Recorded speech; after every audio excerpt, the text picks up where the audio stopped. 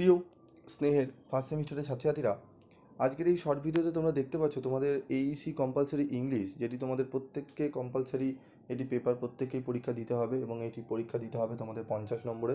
তোমাদের এই পেপারটির আজকে আমি আলোচনা করব। সম্পূর্ণ সিলেবাসটি তোমরা স্ক্রিনে দেখতেই পাচ্ছ। আমি শুধু সিলেবাস নয়, আমি তোমাদের আলোচনা করে দেবো কোন রাইটারের বই তোমরা কিনতে পারো। এখানে কোনো বাণিজ্যিক ব্যাপারের জন্য আমি বলছি না, যে বইগুলো বহুল প্রচলিত, ম্যাক্সিমাম প্রফেসররা ম্যাডামরা যেগুলো ফলো করেন যে বই, সেই বইটি তোমাদেরকে আমি রেফার করব। এই বইটি তোমরা চাইলে সংগ্রহ করে নিতে পারো। এই বইটি তোমরা কিনলে তোমাদের কিন্তু অনেক জায়গায় কিন্তু তোমরা খুব ভালো রেজাল্ট করতে পারবে। এবং এই সাবজেক্টে তোমাদের যদি মনে করো যে আমরা টিউশন ছাড়াই পড়বো, তাহলেও তোমরা পড়তে পারো। তার জন্য তোমাদের বইটি সংগ্রহ করা দরকার এবং বইয়ের সাথে তোমাদের পিপি স্টাডি ক্লাসে অবশ্যই স্টাডি মেটেরিয়ালটি সংগ্রহ করে নেবে। একদম তোমরা নিশ্চিন্ত থাকবে 50/50 তোমরা প্রত্যেকে পেতে চলেছো।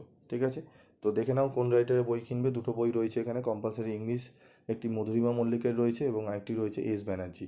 ঠিক আছে, এই দুটো বই খুব ভালো বই, খুব সুন্দরভাবে লেখা থাকে ইংলিশ এবং প্রথমে ওপরে বইটি ইংলিশ এবং বেঙ্গলি উভয় ভার্সনে রয়েছে।